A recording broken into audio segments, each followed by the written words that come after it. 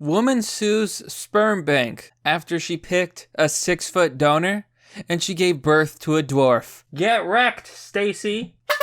Hello everyone, this is Mr. Obvious, and today on thedailystar.co.uk, well, here we are in what I like to call a delicious piece of irony.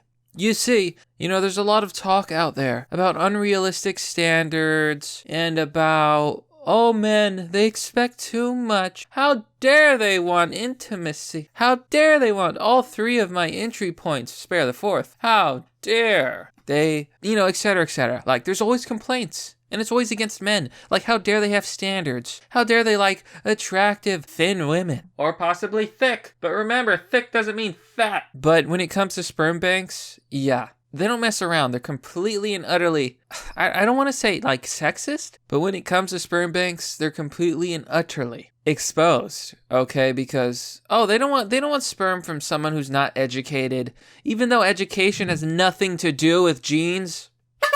They want someone who's 6 feet tall and beautiful and has colored eyes. The whole shebang. Yeah. I think sperm banks expose women for the single fact that they are very judgmental and that all they're looking for is good genes. However, just because you pick a 6 foot tall Chad doesn't mean your genes don't suck. She gave birth to a dwarf. Sperm bank taken to court after mom who picked 6-foot donor gives birth to a dwarf. The woman chose a man with fair-haired looks, a higher education, and a height of 6 feet, but was left stunned when she gave birth to a dwarf.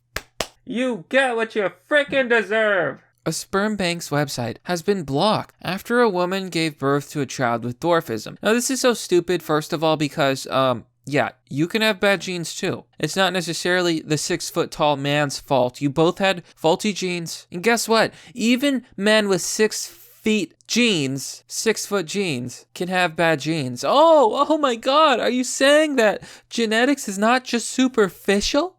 Are you saying that genetics, the Punnett square is a thing?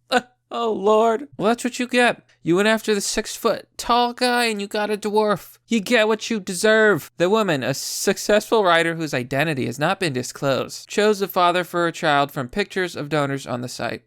She underwent successful IVF treatment at her private Moscow clinic after paying for her sperm. She was attracted by his fair-haired looks, higher education, and height of more than 6 feet. Yeah, like I said, education has nothing to do with genes. You could have a genius who never went to school. Yeah, but women, they're gonna know that. Golly, there's no logic. And aged over 40, she believed this was her last chance to have a child.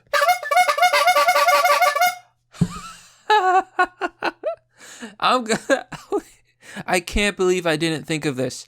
It is not Chad's fault. Chad was good. Chad was 6 foot tall.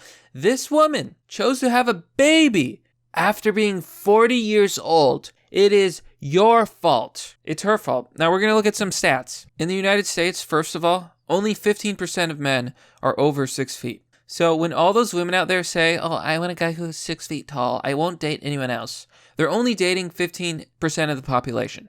Yeah, that's hypergamy. That's the whole shebang. Now let's look at risk of birth defects with age.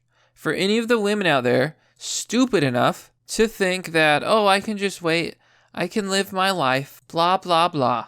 It's hard to see this tiny chart, but here's the risk of birth defects with age. You see here that it remains relatively low until you hit 30. And after 30, it increases exponentially. And then what do you know? After 40 through 50 is the peak. And this woman was over 40 years old, and she decided to have a child finally. The risk was the highest. And guess what? She gave birth to a dwarf. This lawsuit is bullshit. It's her fault. See, women, this is what happens when you buy into the lie of feminism and female empowerment and sexual liberation.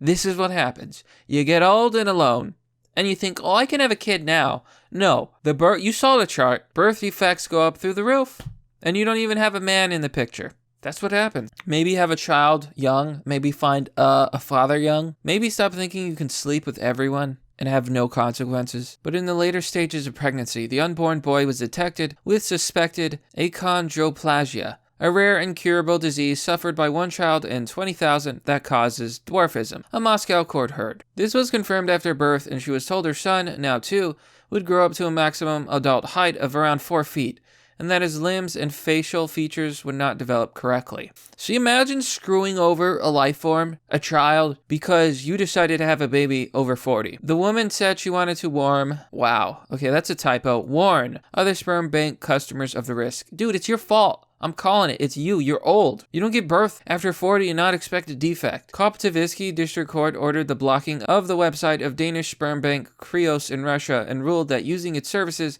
would flout Russian laws. Okay, so of course, every time a woman makes a bad decision, it's always someone else that gets the blame. Like, she can't take responsibility for her actions. Health watchdog Rajstranvaz Edzor said it was not satisfied with the case details handed over by the sperm bank. These included a medical genetic examination of the donor, analysis of his mental and physical condition, and a family tree with details of his relatives. However, it is not possible to confirm the reliability of the information received, said the watchdog. The company says it screens donors for 46 of the most common recessive genetic diseases. Again, I'm blaming the woman. Isn't it amazing that even now, they just can't bring themselves to blame the woman? Having a baby over 40, what were you thinking? The sperm bank told Moskovsky Komsomolets MK newspaper that all the sperm supplied it was of excellent quality, but we are not responsible for the mistakes of the clinics which carry out IVF treatment. We only know that our biomaterial is of high quality, the paper was told. The clinic called mama but did not comment. However, only 20% of cases of achondroplasia are hereditary. The majority are spontaneous, caused by a gene mutation at conception or during pregnancy. And guess what? Mutations are, like I said, birth defects, high rate. The newspaper was told by medical sources that it was impossible to say unequivocally that the dwarfism condition arose from the sperm donor. Everyone's ignoring the age of the woman. Honestly, it's stuff like this that makes me hate women. You know, I know it's irrational because, as a man, I like beautiful women. I like specific things. Humans are shallow. I think that's just how it goes. We're just shallow creatures. But I can't help but laugh at this woman. I can't help it. How can I not? She decided to have a baby over 40, which was stupid to begin with. And then she picks a 6-foot-tall donor, right? And then she gives birth to a dwarf. I'm not blaming the donor. And I'm not blaming the website. I blame the woman. How dare you? You can't blame the women. They are not responsible for anything. So let this be a cautionary tale. Have your children young. But that's merely the obvious. Well, that's all for now, folks. What do you think about this mom? What do you think about this donor situation? Who's at fault here? Be sure to let me know. Now, recently, as I've mentioned before, it looks like I have monetization back, so that's cool. However, I have no faith whatsoever in YouTube or the system at all. It's only a matter of time, like, especially on this platform these days, it's only a matter of time.